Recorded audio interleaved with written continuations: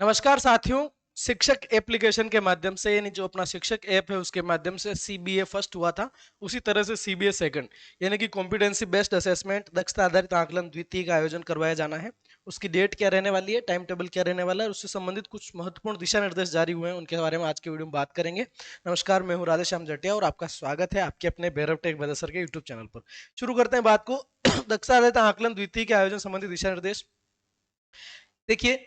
इसमें जनरल और संस्कृत विभाग के स्कूलों को भी इसमें शामिल किया गया है। क्लासेस कौन सी रहने वाली है साथियों? तीसरी, चौथी, छठी और सातवीं। क्लास 3, 4, 6 और 7 इन चारों क्लासेस का जो है सीबीए 2 करवाया जाना है। उनका टाइम टेबल यहाँ पर आपको दे रखा है। दिनांक 14, 16 और 17, 15 का संडे मिल रहा है आपका। 14 तारीख को टाइमिंग रहने वाली है आपकी 1:30 से 2:30 की। कक्षा 3, 4, ये 5 लिखा हुआ है, मिस्टेक बाय मिस्टेक है, समझना है। कक्षा 6 है यहाँ पे, ठीक है। 5 के तो बोर्ड एग्जाम हो चुके हैं। क्लास 3, 4, 6 और 7, ठीक है। ये रहेगा। प्रश्न पत्र संग्रहण और वितरण से संबंधित ये डाइट प्राचार्य के लिए महत्वपूर्ण दिशा निर्देश है, जो शिक्षकों के लिए महत्वपूर्ण है, उन पर हम बात करते हैं, ठीक है। तो आपके ये जो पेपर्स पहुंचाने का काम है उसके अधीक्षक डाइट प्राचार्य रहेंगे, वो बॉक्स को पहुंचाने का काम करेंगे समस्त पीओ वगैरह तक। ये 41 जिलों के अनुसार पेपर आएंगे, ठीक है। और किसी विद्यालय में कम पेपर नहीं पहुंचे, इन चीजों को ध्यान में रखते हुए नो पीओ विदाउट पीओ के भी पैकेट्स रहेंगे, ठीक है, एक्स्ट्रा के रूप में। यहाँ पर देखो, 12 मार्च 2026 से पहले कोई भी विद्यालय ऐसा न बचे जो किसी पीओ के साथ मैप न। 12 मार्च तक जो है पेपर पहुंचा दिए जाएंगे, 14 से हमें पेपर लेने हैं, ठीक है। उसके बाद में देखिए जो आपके लिए महत्वपूर्ण जानकारी है। प्रत्येक पीओ दिनांक 9 मार्च से 12 मार्च को अपने क्षेत्र के सभी राजकीय विद्यालयों को उनके प्रश्न पत्र लिफाफे वितरित करेंगे, ठीक है। पेपर्स के लिफाफे आपके पास लास्ट 12 तारीख तक पहुंच जाएंगे, ठीक है। 12 मार्च तक स्कूल में प्रत्येक स्कूल के अंदर पेपर पहुंच जाएंगे। उनको व्यवस्थित अलमारी में रखना है, उनको सील करना है और चस्पा करने के बाद में फोटो भेजना होगा, है ना। उसके बाद देखिए, सीबीओ सर जो है उनके पास रिजर्व पेपर रहेंगे। दक्षता आधारित आकलन द्वितीय में कक्षा 3, 4, 6, 7 तक 3 विषयों हिंदी, अंग्रेजी और गणित के अतिरिक्त यानी रिजर्व के प्रश्न पत्र पैकेट सीबीईओ रिजर्व के रूप में उपलब्ध होंगे, जिन्हें संबंधित मुख्य ब्लॉक शिक्षा अधिकारी के पास सुरक्षित रखे जावे, जिनका उपयोग प्रश्न पत्र कमी होने पर परीक्षा दिवसों पर उड़न दस्तों के माध्यम से पूर्ति की जाएगी, यानी कि जो फ्लाइंग्स हैं उनके माध्यम से पहुंचाया जाएगा। ये हमारे लिए जो महत्वपूर्ण जानकारी ये रही साथियों। कक्षा 3, 4, 6, 7 के लिए हिंदी, अंग्रेजी और गणित विषयों का आकलन किया जाएगा, ठीक है। 3 सब्जेक्ट शामिल है। प्रश्न पत्र हल करने की अवधि 1 घंटा रहेगी हर बार की तरह। प्रत्येक विषय में कक्षा 3, 4, 6, 7 के लिए प्रश्न पत्रों में 20 प्रश्न होंगे। हर पेपर में कितने क्वेश्चन रहेंगे साथियों? 20। 3, 4, 6, 7 के परीक्षार्थियों के लिए प्रश्न पत्र उत्तर पत्र एक ही प्रश्न पर मुद्रित होगा, है ना, उसमें अलग से आंसर नहीं करने। कक्षा 6 से 7 के परीक्षार्थियों के लिए प्रश्न पत्र उत्तर पत्रक पृथक पृथक मुद्रित रहेंगे। यहाँ पर ध्यान देखो, कक्षा 6 से 7 के परीक्षार्थियों के प्रश्न पत्र उत्तर पत्रक ओसीआर शीट पृथक मुद्रित होंगे। ओसीआर शीट और प्रश्न पत्र 4 सीरीज एबीसीडी में उपलब्ध होंगे, अतः विद्यार्थियों को समान सीरीज के प्रश्न पत्र ओसीआर ही देना सुनिश्चित करें, ठीक है। यहाँ पर ये जो लिखा है ना, इसमें थोड़ा सा आपको विरोधाभास दिखाई दे रहा होगा। क्या लिखा है? कक्षा 3, 4, 6, 7 के परीक्षार्थियों के लिए प्रश्न पत्र उत्तर पत्रक एक ही पृष्ठ पर मुद्रित होंगे, जबकि वापस लिखा हुआ है कक्षा 6, 7 के परीक्षार्थियों के लिए प्रश्न पत्र उत्तर पत्रक पृथक पृथक मुद्रित होंगे। अब यहाँ पर आपको ध्यान रखना है, जैसा पहली बार मतलब इस पिछली बार हुआ था वही प्रक्रिया रहने वाली है।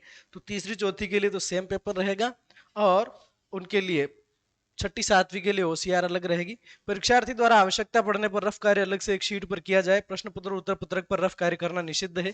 परीक्षार्थी को एक प्रश्न के उत्तर के लिए 4 विकल्प दिए जाएंगे।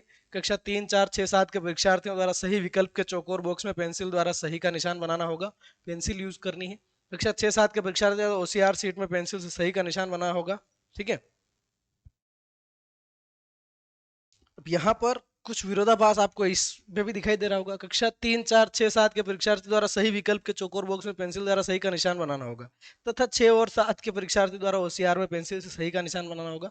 कक्षा 3, 4, 6, 7 के लिए गणित विषय का प्रश्न पत्र द्विभाषी रहेगा। आपका जो मैथ्स का पेपर रहेगा वो बाईलिंगुअल रहेगा, तो आपको यहाँ पर कंफ्यूज होने की आवश्यकता नहीं है। 6 और 7 के लिए ओसीआर आएगी, और 3, 4 को उसी पेपर के अंदर काम करना है। बैठक व्यवस्था देखो, परीक्षा केंद्र पर अन्य समस्त परीक्षार्थियों की तरह कक्षा में उपयुक्त दूरी पर रखते हुए वही 6x4 वाली बैठक व्यवस्था इसके अंदर है। बैठक व्यवस्था करते समय केंद्राधीक्षक ध्यान रखें कि एक कक्षा में केवल एक ही कक्षा के परीक्षार्थियों को बैठने के स्थान पर 2 या अधिक कक्षाओं के परीक्षार्थियों को पंक्तिवार बिठाया जाए। मतलब तीसरी की लाइन होगी, फिर चौथी की आ गई, फिर तीसरी की, फिर चौथी की, ऐसे, ठीक है। संस्था प्रदान परीक्षा अवधि के दौरान शिक्षकों की भूमिका, बैठक व्यवस्था, प्रश्न पत्रों के प्रति विद्यार्थियों की प्रतिक्रिया पर ध्यान देकर परीक्षा की शुचिता और विश्वसनीयता बनाए रखें, यानी शुचिता बनाए रखनी है। शिक्षकों के लिए यहाँ पर जो है दिशा निर्देश है, क्या है सर? जो अपन शिक्षक लगेंगे, इन्विजिलेटर लगेंगे एग्जाम में, परीक्षा केंद्र पर कक्षा कक्ष में बैठक व्यवस्था के अनुरूप परीक्षार्थियों को बैठाना है। परीक्षार्थियों को प्रश्न पत्र को समझाने में आ रही कठिनाइयों का शुचिता के साथ निस्तारण करना। प्रश्न समझा सकते हैं, आंसर नहीं बताना है।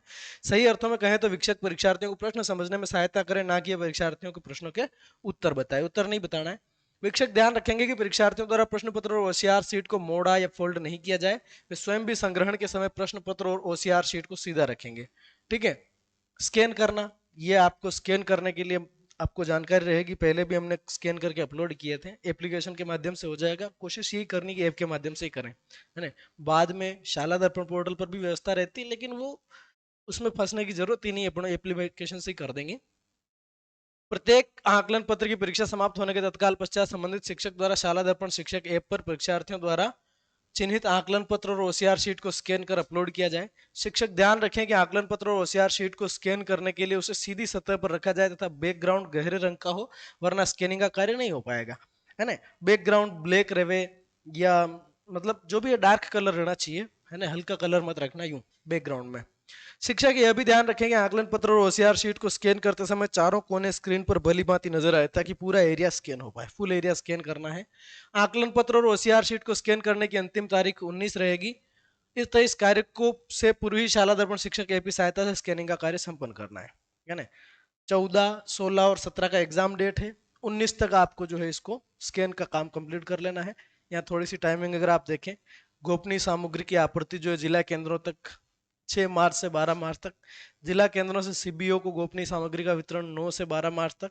सीबीओ या पीओ, सीबीओ से पीओ को जो है सामग्री का वितरण वो भी 9 मार्च से 12 मार्च तक। और पीओ से राजकीय विद्यालयों तक वो 12 से 13 मार्च तक, यानी कि यहाँ पर 13 मार्च तक हमारे पास में पेपर पहुंच जाएंगे।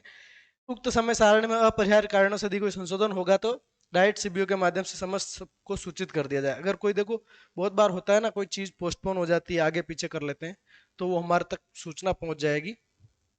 ये था पूरा का पूरा सीबीए 2 के संबंध में दिशा निर्देश। आपको उम्मीद करते हैं कि इसमें कोई कंफ्यूजन नहीं रहा होगा। तो आज की वीडियो को यहीं पे खत्म करते हैं। बस आपको ये क्लैरिटी रखनी है, पूर्व की भांति ही सीबीए करवाना है। तीसरी चौथी सेम पेपर में रहेगा। छठी सातवीं के लिए अलग से ओसीआर आएगी। 13 तारीख तक आपके पास पेपर पहुंच जाएंगे। 14, 16, 17 को पेपर लेने हैं। 19 तक आपको इनको अपलोड कर देना है। ठीक है।